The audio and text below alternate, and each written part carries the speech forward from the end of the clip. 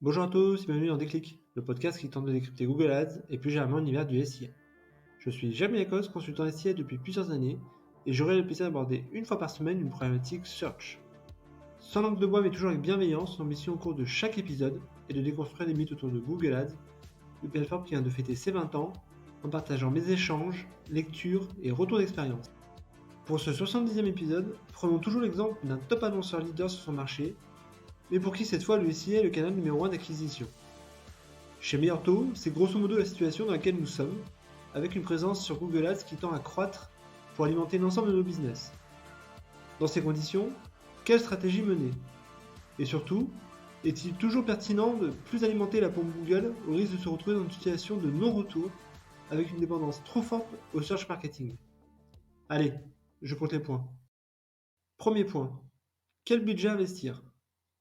Forcément, le budget se comptera en millions d'euros et aura tendance à augmenter chaque année, au fur et à mesure des BP, avec le risque de réduire la marge relative. Dans ces conditions, il vaut donc mieux essayer d'augmenter la marge absolue générée et veiller à bien rester rentable sur l'ensemble de ses lignes business en prenant en compte tous les coûts associés, dont les coûts de traitement. La règle est connue, plus le budget augmente et plus il devient difficile de garder ses marges car les leads ainsi générés sont potentiellement de moins en moins engagés.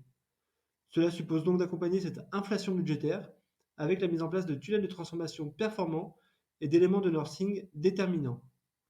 Si mettre 1 euro de plus dans la machine revient à détruire de la valeur, alors c'est le signal qu'il faut arrêter d'investir dans Google pour privilégier d'autres alternatives ou travailler ses parcours clients.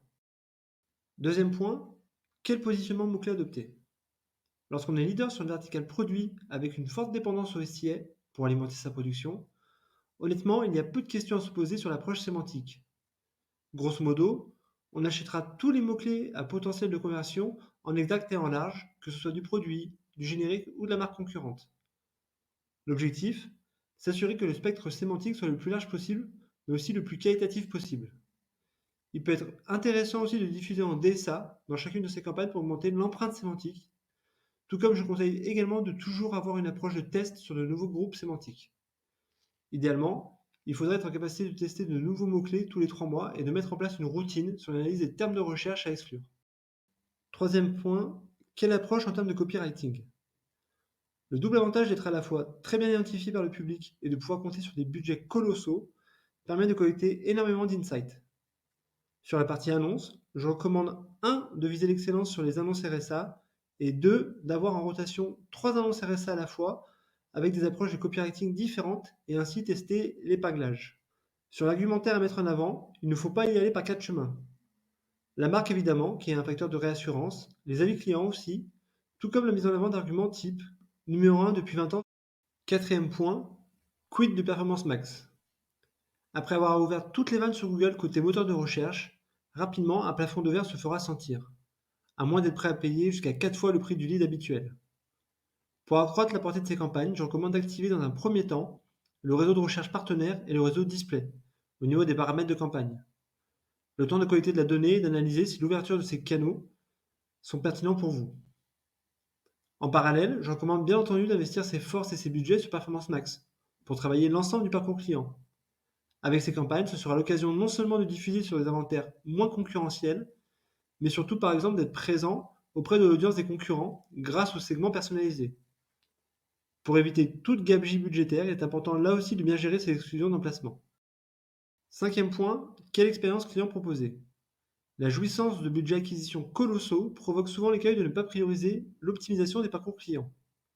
En schématisant, comme on sait que l'investissement est quasi illimité, si le flux venait à manquer, il suffirait d'augmenter l'enveloppe.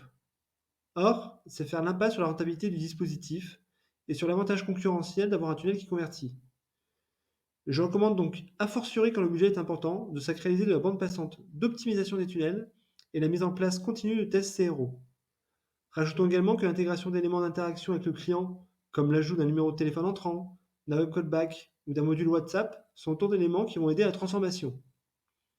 À titre personnel, par exemple, pour la quasi-totalité de mes campagnes, j'utilise des landing pages SIA pensées à la conversion. Sixième point, pensez la fin de la Google dépendance. Lorsque Google Ads est le canal numéro 1 d'acquisition d'une organisation, le piège est de s'exposer à une grosse dépendance et de devoir accepter sans broncher les évolutions de ce levier. comme par exemple l'augmentation des CPC à la main de Google, comme vient de le révéler le procès antitrust en cours aux États-Unis. Comme aussi par exemple parfois les exclusions à la discrétion de Google sur certaines verticales métiers d'annonceurs qui ne peuvent plus investir ni communiquer. De manière générale, lorsqu'on dépasse les 50% de leads générés depuis un canal, quel qu'il soit d'ailleurs, cela représente un danger pour l'entreprise et il faut penser à la diversification. Cela peut passer par un meilleur mix en termes de sourcing, en activant par exemple de l'affiliation, de l'email marketing, de la marque blanche, du SEO, du social. Cela passe aussi par une plus forte capitalisation sur sa base client, avec une meilleure animation pour augmenter l'empreinte de sa base installée.